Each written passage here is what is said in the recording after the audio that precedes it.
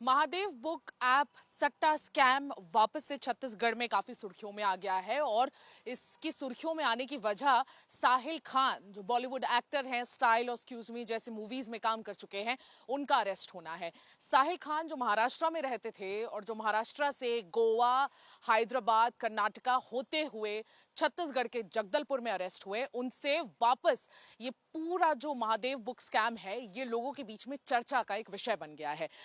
आपने ध्यान दिया होगा कि किस तरह से विधानसभा इलेक्शन से ठीक पहले यानी कि 2023 के जनवरी से एनफोर्समेंट डायरेक्टरेट की इन्वेस्टिगेटिंग एजेंसी ने इस पूरे केस को लिया, इस पे एविडेंसेस जुटाए, इसके पॉलिटिकल कनेक्शंस निकाले, इसके बॉलीवुड कनेक्शंस निकाले, कई सारे बॉलीवुड सेलिब्रिटीज को समन्स भी गए और उनमें से एक साहिल खान थे। साहिल खान इसमें अरेस्ट होते हैं और विधानसभा इलेक्शन से बिल्कुल 3-4 दिन पहले शुभम सोनी का एक परपेटेड वीडियो आता है जिसमें वो कहते हैं कि इसके पॉलिटिकल कनेक्शंस इतने ऊपर हैं कि इसके तार सीधे उस समय के चीफ मिनिस्टर भूपेश बघेल से जुड़े हुए हैं। और इनफैक्ट असीम दास का अरेस्ट भी होता है रायपुर के एक बहुत ही जाने माने होटल से। पार्किंग लॉट से एक इनोवा में 5 करोड़ रुपए भी पाए जाते हैं और ये बिल्कुल इलेक्शन से ठीक पहले होता है।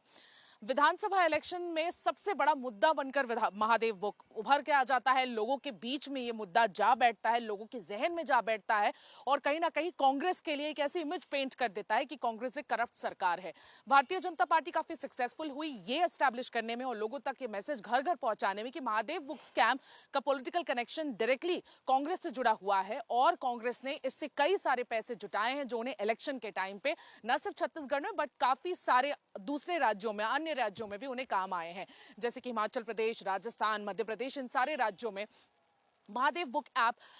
सट्टे स्कैम का ही पैसा इस्तेमाल हुआ है। ये मैसेज कन्विंस करने में भाजपा काफी सक्सेसफुल हो गई थी और ग्राउंड लेवल पर, ग्रास रूट लेवल पर ले जाकर ये मैसेज पहुंचा चुकी थी। अब वापस लोकसभा इलेक्शंस में आप देख रहे हैं कि बिल्कुल जैसे ही रायपुर तीसरे फेज में जाने वाला रायपुर में 7 से बिल्कुल 2-4 दिन पहले ही ये बड़ी डेवलपमेंट होती है कि साहिल खान जगदलपुर से अरेस्ट होते हैं और उसके बाद वापस भारतीय जनता पार्टी इसको भुनाने लग जाती है कि किस तरह से कांग्रेस की सरकार करप्ट सरकार है और इससे कई सारे ब्लैक मनी जनरेशन हुआ है और ब्लैक मनी जनरेशन के वजह से ही कांग्रेस को बिल्कुल वोट नहीं करना चाहिए। दोबारा एक ऐसा मुद्दा बनकर पुनर्जीवित हो जाता है छत्तीसगढ़ में जो विधानसभा इलेक्शंस में बीजेपी के सक्सेस रेट को और ज्यादा एज दे देता है।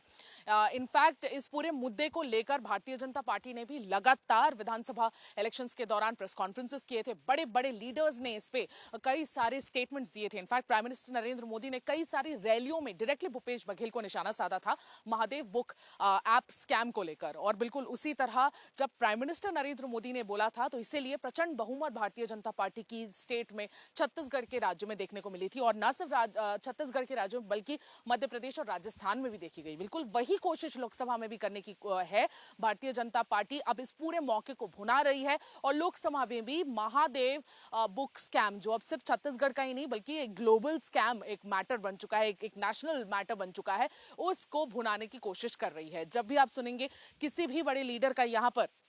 कोई भी कैंपेनिंग होता है तो सारे बड़े लीडर्स इस स्कैम का जिक्र करते हुए जरूर नजर आते हैं, भारतीय जनता पार्टी हो या भूपेश बघेल हो। इनफैक्ट भारतीय जनता पार्टी के अमित शाह से लेकर राजनाथ सिंह, जब भी कोई आता है छत्तीसगढ़ से महादेव बुक ऐप स्कैम को जोड़ ही देता है और उसकी वजह से लोकसभा में भी इसे भुनाने की काफी कोशिश हो रही है क्योंकि इसका बहुत डायरेक्ट रेजोनेंस रायपुर, दुर्ग, इन सारे क्षेत्रों पर पड़ेगा, इसका इंपैक्ट क्षेत्रों पर पड़ेगा क्योंकि ये सेंट्रल क्षेत्र है और यही के यूथ बहुत ज्यादा महादेव बुक ऐप स्कैम में संलिप्त हुए थे। इनफैक्ट घर घर की यूथ इससे जुड़े हुए थे, ब्लैक मार्केटिंग, काफी ज्यादा ब्लैक मनी जनरेशन हुआ था और यही के कई सारे यूथ दुबई और अन्य ऐसे कंट्रीज में जाकर बसे और महादेव के लिए काम करना शुरू किया। तो ये एक